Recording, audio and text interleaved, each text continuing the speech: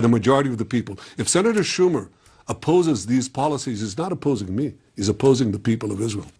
That was Benjamin Netanyahu being interrogated by CNN earlier today. So that's the most recent statement from the Israeli leader. And I want to hear from you. Do you agree with Benjamin Netanyahu, but that he is pursuing the only policy possible, which is the military route to get rid of Hamas, take command and control of Gaza away from Hamas, which means going into Rafah and getting out those 4 battalions that are left? Or do you think that what he's doing is an obstacle to peace? And also, should the US be really running his show for him? He says we're not a banana republic, but he's been called a pariah state. So those are the questions. And before I get to your calls, Tom Gross is a journalist. He's an international affairs commentator. He specialises in Middle East affairs, and he joins us live from Jerusalem. Is it Jerusalem or Tel Aviv, Tom? Can't remind me. I'm in Tel Aviv. You're in Tel Aviv. Yeah. Can I ask you first do you think that Benjamin Netanyahu had any choice but to say what he did? That, the plan was in place, he's following the plan. Even if Chuck Schumer calls Israel a potential pariah state, he can't deviate from the plan because that is the only one he can follow. Well, if the aim of Chuck Schumer is for Israel to hold early elections or for Netanyahu to stand down, it is a counterproductive speech that he delivered on the Senate floor on Thursday. It's not just Netanyahu who's hit back against Schumer, but Netanyahu's political opponents. For example, Naftali Bennett, the last prime minister before Netanyahu, also said we're not a banana republic. Benny Gantz, who's the centrist opposition leader, he said Israel is a strong democracy. Only its citizens will determine our leadership and our future. In other words, in my view, Netanyahu is unpopular for other reasons, not to do with the war, to do with various other matters. But with the war, there is, as Netanyahu said in those remarks to CNN, very widespread support for Netanyahu's policies. And in fact, many people are criticizing Netanyahu for being too weak. They say the war could have been won already. They could have gone into Rafah already more than a month ago, and Netanyahu's been holding back under American pressure. So even if Netanyahu stood aside, it's not clear at all that Israel will pursue a less belligerent policy. Others, such as Gantz, who I mentioned, or Eisenkot, both of whom are former generals and are politicians from rival parties, if anything, they'll take tougher action. So I think that Schumer is being badly advised. And I would also suggest, while not being too cynical, that it has a lot to do with the American elections this year, not just presidential elections, but the elections for Congress, and the increasingly polarized in America. And the Democrats are looking at their progressive wing, who are very, very unhappy with the military and diplomatic support the Biden administration has been giving. So that was essentially the Democratic Party trying to shore up its support by taking a pop at Israel at a time when Biden's support has fallen. For example, and we saw just recently in Michigan, the Arab populations, he's losing altitude when it comes to the Arab vote. So this was for a domestic audience. I saw you in Israel the other day, Tom, and it seems to me that Israel is very deeply traumatized.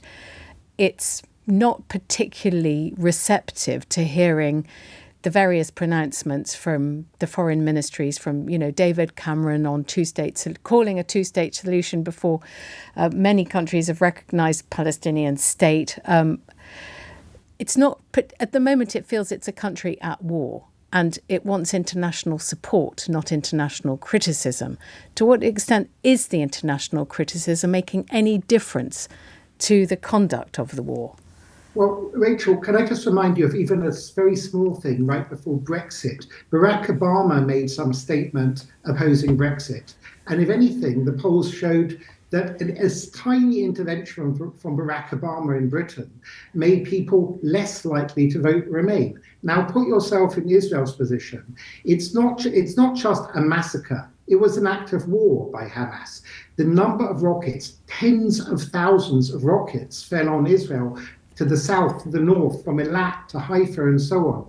There were gang rapes, there were beheadings, there were 250 people taken hostage, including I know, babies. Tom. Yes, I know, but I've got to intercede and say what the world is hearing about now and talking about now is the 12,000 or the 18,000 innocent Palestinian civilians who have died out of the 30,000 so far, the number that we have heard from Hamas, and the disproportionate number of casualties in Gaza compared to the massacre, as you point out, in the south of Israel. Yes.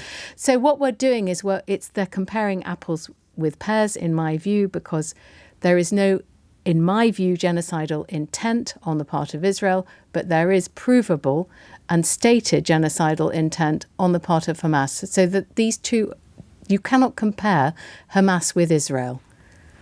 Yeah, well, first of all, of course, Israel disputes these Hamas figures by some way. These are the Hamas figures that 18,000 civilians have died. Nevertheless, clearly a lot of civilians have died and a lot have suffered, no doubt about it. But the point is, what Israel would say is that in other conflicts, for example, Ukraine, millions of people were allowed to get out of harm's way, go to Poland, other countries. In Syria, millions of Syrians, 4 million went to Turkey, 1 million to Lebanon, 2 million to Jordan. And Israel would say, why can't civilians be allowed out of the way? Why is the world not allowing them to temporarily take refuge across the border in Egypt so that Israel and Hamas can fight it out? Because it's impossible for any army to fight Hamas, which doesn't care about its own civilians any more than, for example, Vladimir Putin cares if a couple of 100,000 Russians die as a consequence of the invasion of Ukraine. This idea that... but Tom, you know that they're not being allowed into Egypt. I mean, as things stand. So, Egypt has to open its borders. But just before we get to that, your response to the wholesale evidence of starvation and women having to give birth without anaesthetic, neonatal deaths increasing. This is what has gripped the eyes of the world. October the 7th is in the past, and it's very hard to keep that front of mind for people when what they see from Gaza is starvation and tens of thousands of people dying. Well, there is some dispute about whether there's mass starvation as characterized by sections of the media and certain Palestinian activists working for the local UN bodies and so on. But there's nevertheless a lot of suffering, and nobody wants there to be suffering. I think what Israel would say is, why isn't there more pressure on Hamas to surrender, or rather pressure on Hamas's backers like Iran, Turkey and Qatar? I mean, war is horrible. No one thinks war is okay. It would be much nicer if the war could finish right now. But if, for example, there was a permanent ceasefire right now, that would just mean give Hamas a victory and make it almost certain that a bigger war will follow. This isn't, of course, the first war between Israel and Hamas. We have to look at it in the fact that Israel left Gaza in 2005, almost 20 years ago. No Israeli was in Gaza. Hamas was ruling Gaza. They've repeatedly attacked Israel, and Israel had enough. No one thinks it's nice for anyone to die or suffer, and undoubtedly there's a lot of suffering, whatever the figures are, although people in Israel certainly dispute those Tom, figures. Can I just ask, as we're running up against the clock, Benjamin Netanyahu and everybody says that the offensive in Rafah will take place. This means that we're not going to get a ceasefire until at least after that has concluded. Can I just get from you, I saw your mouth opening, your prognosis for the next few weeks and months? Yeah. Actually, I think there will be a 6-week ceasefire soon, before there's any offensive in Rafah.